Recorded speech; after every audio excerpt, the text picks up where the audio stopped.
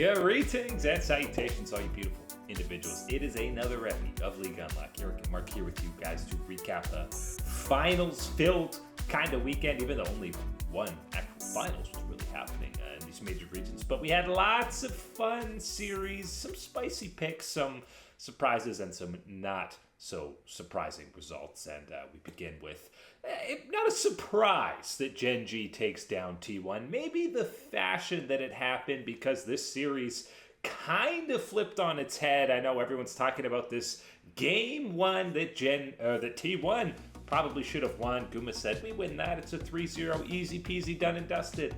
That's not how the series ended up going, but I guess I could see the path.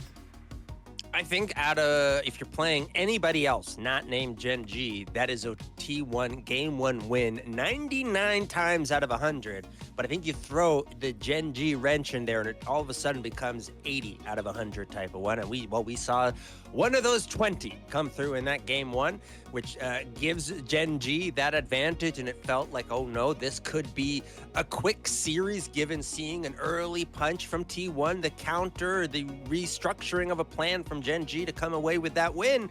Is that going to be the path for the series?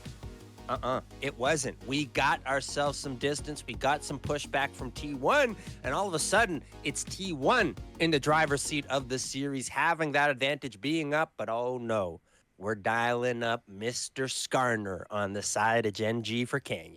Yeah, how about 11-1-15 on that Skarner pick in Game 4? Absolutely disgusting. But I will say this Game 4 speaks to the strength, maturity, whatever you want to call, of this version of Gen.G, and it's taken a few years to build to this point, because down 2-1, not elimination, they're still going to Worlds, blah, blah, blah, but high stakes match where people weren't expecting them to be here. They should be in finals or in that upper bracket, and they did not waver. They did not panic. They looked calm. They weren't tilted. They weren't choking. They bounced back in a huge way in Game 4 and 5. And that's the difference between this year's Gen.G and the last couple of years. And I'll tell you what one of those big differences is having a Giga Chad absolute rock star down in the bottom lane. And you might be thinking, oh man, yeah, we love Ruler. Keep talking about Ruler. I'm not talking about Ruler. I'm talking about Duro, goddammit. This guy has been insane in this series. And I think this was really a crucial moment for him to pop off and have a signature type of moment to really bring the team up and be the guy. And we're talking about that Blitzcrank pick in that Game 4 because, of course, anytime you're locking down a Blitzcrank, it really is that roll of the dice. Yes, he provides so much offensive, potential and capabilities for your squad, but he's also, well, if you're not hitting it, you are absolutely useless. More useless than the Rammus. Well, maybe not more useless than the Rammus we suffer. That's a really hard bar to clear type of thing. A really useless type of one. And so for him to pick that champion, and again, with some noise around his role within the team and how, whether he was the suitable fit alongside these absolute monsters that you have on this team. And he really responded and came through, especially, again, Game 4, when you needed a performance, you needed a difference maker like this, and he really opened that door for Gen.G. And how about back-to-back games, again, 4 and 5, where basically nullifying Kyria. It's very difficult to make Kyria look pedestrian, and that's obviously by no means just a Duro effect or the bot lane. That's a group effort of Gen.G looking as good as they did in the last two games, and the difference maker in that fifth game, 100%, is the Vex pick coming in out of Chovy. There are less than 3 people that I've seen have dominant Vex performances on stage, and Chovy has had at least 3 of them himself, none bigger than in this Game 5. And I don't think I've especially seen it in the LCK or the LPL, right? The two highest regarded leagues in the world. We haven't seen a Vex truly take over, truly be that pop-off, be that difference-making champion. And of course, yes, the composition is beautiful around it and helps in that synergy for it. But it's also, again, that story is about Chovy picking that Vex because of that aspect for the team, knowing that, yes, only practiced it, only, relatively, low level of familiarity with it, but enough to say, yes, this is the pick for the team, that this is how I can have that effect. I can have that winning type of moment. And you saw it here coming through the laning phase, fantastic. And again, the synergy that this pick had with the rest of the composition, it was done and dusted at that point. And again, the execution on Gen.G in that game 5 was absolutely up to that level. So we get now T1 going to be going to that play-in round against the 4th seed from the LPL. And despite being in, a position people weren't expecting T1 to be to close out this third split of action in the LCK when they were clearly the second best team behind Gen.G, maybe you see the angle you could have won this series. You've got to still be feeling confident heading into that best of 5 if you're T1, right? You should be feeling confident heading into that best of. I think there still is some signs, and again, even in this test against Gen.G, where no matter who you are up against, we want to improve our own capabilities, our own coordination, and things like that for T1. But certainly, still enough positives shown here. This is one of those ones where you go back to the spring split, and you're talking about T1 behind Hanwha Life, behind a Gen.G. This could be one of those avenues where this is a reasonable landing spot at the end of the year to set yourself up. I think given the run that we saw them go on and how long it lasted through MSI and that, part of the LCK split where they were that top option in the region, does sting and feel a little bit disappointing to be this 4th representative. But again, you do need to check yourself and realize the sequence of dominoes that had to fall to be here at this point where it is that upper match of KT Hanwha Life waiting for this Gen.G team. Yes, very much so. A strange place to be in. But if you're T1, you're looking at who is the possibilities in the LPL, which we have a little bit more clarity on now. And I think you still can feel confident about yourselves. But I will say, now you look at this playoff run for T1.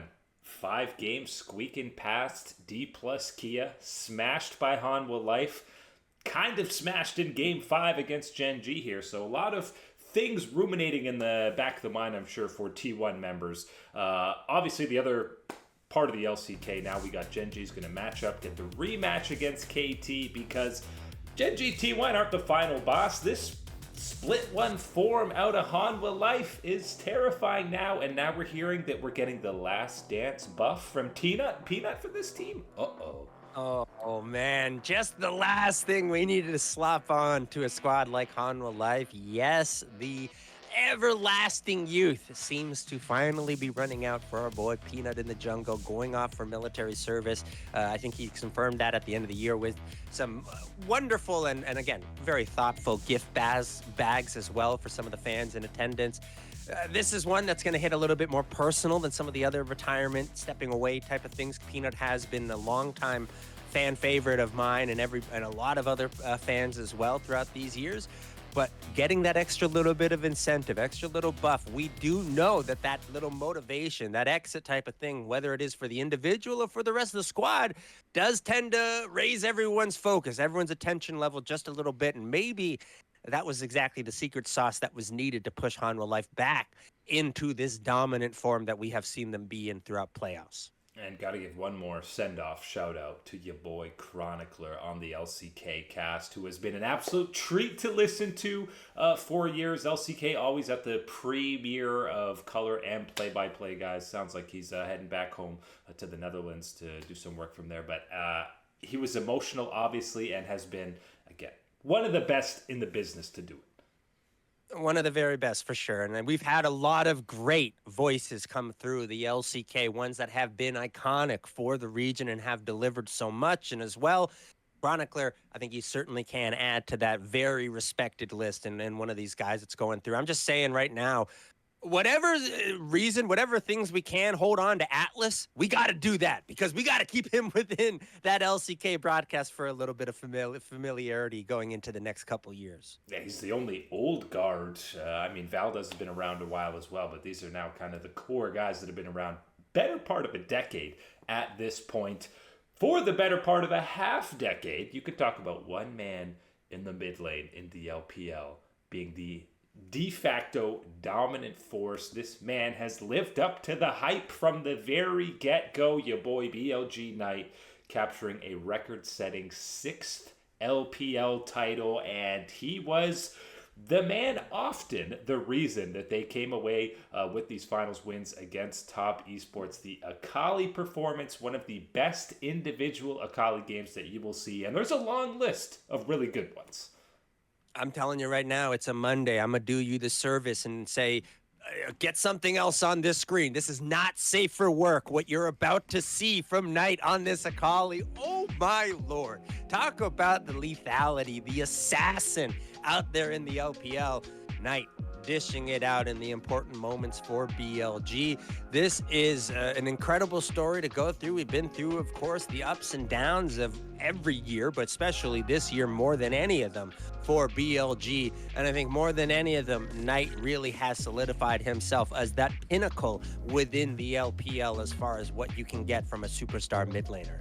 And I mean, basically, since top esports, he kind of really found his form. You're talking 3-4 years now. This guy has been the undisputed best mid laner in the LPL, and he's going to be heading to Worlds as that top seed back-to-back years for him, and is going to be obviously one of the two premier mid laners at the tippity top heading into this event. Obviously, there were other good performances across the board. Shadow doesn't start the series. It's Beishwan who drops game one, and then you see the confidence in Shadow because even when he's losing games, he's not getting subbed back out.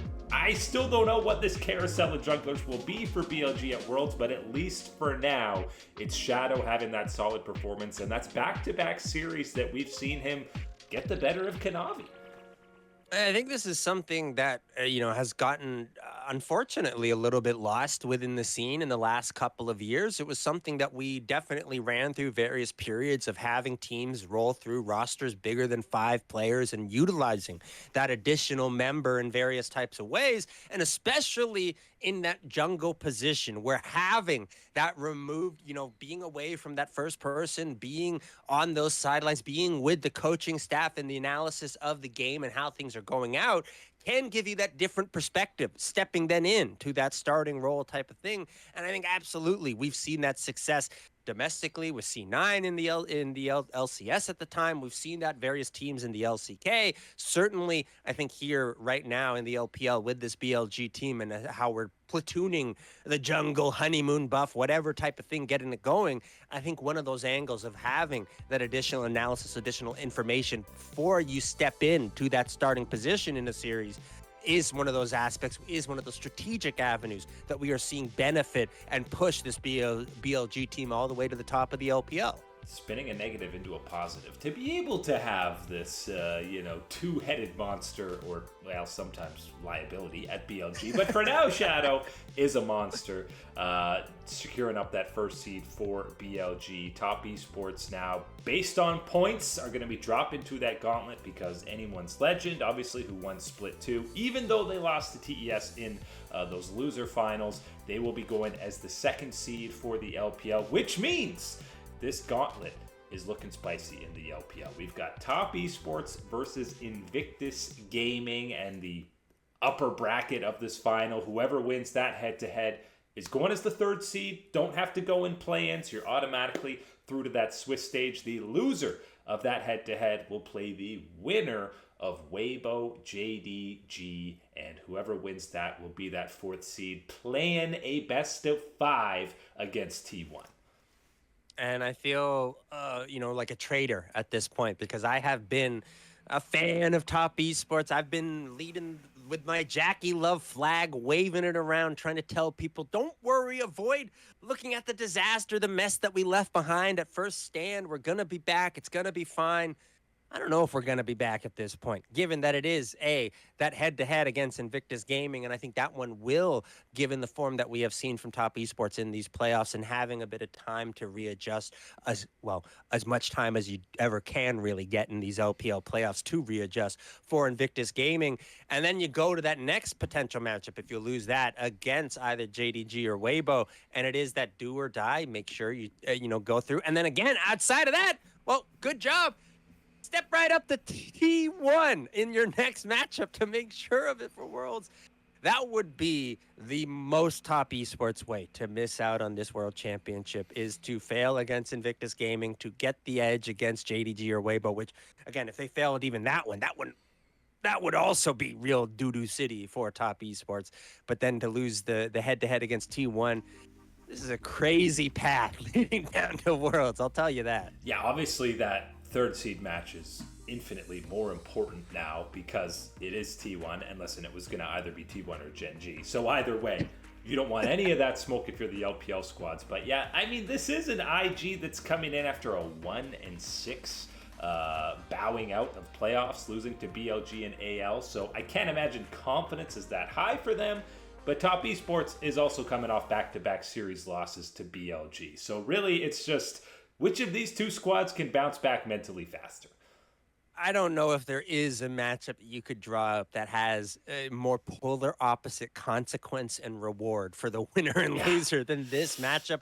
I think this is going to be the most stressful, most intense series that we have seen all year. I'm calling it right here because, again, both these teams understand what is at stake for them if they win or lose. Win, you're getting that breather. You're getting that peace of mind knowing you are going to be attending this World Championship. Take your breath. Get some water, get a snack, sleep it off, come back, start preparing. If you are not the winner on the day, you still got to make sure that you are fighting for your way through. And the final fight for your way through is going to be up against the defending world champions in T1. Yeah, it's legitimately higher stakes than the finals were because, I mean, at least for BLG, if they lost, they were probably going as the second seed, at worst. So less stakes on the line, then yes, this is going to be the series to watch in the upcoming week. Had the return of the LTA on the Rift, and we got to see the debut of FlyQuest. And how about a weekend where it's just actually the LTA North proving they are better than the LTA South? A clean 6-0 across the board. And we'll start with FlyQuest because we obviously had Gakko subbing in for Whippo for this whole series, and kicks it off with an Irelia pick, which we know is one of his favorites in solo queue. But seeing him not for one game on the Rumble, seeing a whole series body of work, pretty good. You're getting a thumbs out of me. If I'm Whippo, I'm starting. Is my seat really warm? What's going? I'm feeling the hot seat turn on here at this point. He's going to be handcuffed to that bench soon. Uh-oh. Be very concerned about that one if I'm him because, yes, everything outside, off the Rift type of thing does factor into it. But now you start adding in on Rift production from Gakkos and what he can provide and the different angles and opportunities. I think that is certainly going to be one of the angles that could lead down that pathway of seeing him not only lose the starting position, but to get, pretty much fully out of the FlyQuest organization at this point. I think that's a real possibility. Now, are we overreaching, overextending in this type of one? Sure, that's a possibility given this one and not knowing the full details behind the scenes on how integrated and how close Whippo truly is with this team. But, hearing things off the wall and the rumors and everything else and seeing this production now from Gakkos and understanding what avenues that can possibly provide strategically heading into future series, I'm leaving that door open if I'm FlyQuest at the very least. And I think you have a little bit of runway room still here at this LTA event and finals to truly find out if this is an avenue that you want to go down. And if you want to go down that avenue right here this soon before Worlds. And now FlyQuest, you see behind the scenes signing deals with female League of Legends teams that are dominating that region, obviously doubling down like they want to support this system, which doesn't bode well for Whippo. Obviously, it's still going to be a 6-man roster as they head to Worlds, but maybe you might be seeing Gakko start more games than you thought out of Whippo or than Whippo. It's really just, is it good to have Inspired kind of grooming, controlling the mind of another young player, or will his head explode? I think it's going to be an interesting telltale sign. It'll either be an extension, a continuation of that type of mojo and energy for FlyQuest, or we're going to see a shift more so closer towards the other 4 members than Inspired dominating that conversation in that type of way for FlyQuest. But I think, again, the champion pool is going to be that interesting one for me because I know Whippo already steps in with his own unique and interesting champion pool that he can bring to the table. If you are bringing your own other set set of interesting and unique champions to that table. It just opens and widens that door of possibilities for FlyQuest. And again, just stepping away from the BLG conversation, a little bit different because of just how the jungle role operates. You still can find those avenues from the advantage of being in a different perspective, having the coaches and the analysts there with you, and then stepping into that starting role as the top laner, as opposed to the jungler, when I still can see that providing advantages. And I hope that this is something that is now going to be utilized by this 6-man roster for FlyQuest. Yeah, top lane and jungle, definitely the two most valuable positions to have a substitute to come in, more so than the other three. 100 Thieves also took care of business. River and Quid, absolutely, as FBI said in the pros episode afterward, yep, our mid jungle looking pretty Korean. Yep, checks out. I can't think of a more accurate way to describe those two and how they are performing right now for this 100 Thieves team. I think it is more than just that mid-jungle duo that is driving this engine, is that driving force of why things are going so swimmingly for this squad right now. But there is absolutely no mistaking that they are a key contributing factor, and one of these factors that is going to have to be relied upon, not only to continue to have success and keep pushing the envelope at this event, but in order to be to be a valid and viable option for the LTA at the World Championship. Obviously now 100 Thieves will get a matchup against Keatstar, which FlyQuest just absolutely pumped, and the fashion that 100 Thieves win, you gotta feel bad for Shopify, Cloud9, that Shopify lost to this and 100 Thieves made it look like a walk on the beach. It's one of those ones where it's kind of a mixed glass. It depends, and sometimes you see it from one angle of the room, and you're like, oh, that's fun. It's half full. That's totally good. You see it from the other side of the room, like, man, that's half empty. What the heck's going on here with this one? It's kind of how you feel about this one, because yes, there is a little bit of that feel bad, but it's also, well, you have the performance. That bar is there. Okay, if you can't meet it, see you next year type of one. Good luck, patch on the back type of situation. And I feel like that's going to be the majority it takes here from looking at this one, especially with what opposition the Red Cannons provided to 100 Thieves and how handily they were able to be dispatched, I think, at the end of the day. But now 100 T go to Worlds in their last year as an organization, maybe getting a last dance buff of their own at the international event. We'll see if that amounts to anything. But that's it today for League Unlock. Eric and Mark here with you, absolute beauties. Thanks for hanging out as always, and we will catch you on that flippity flip.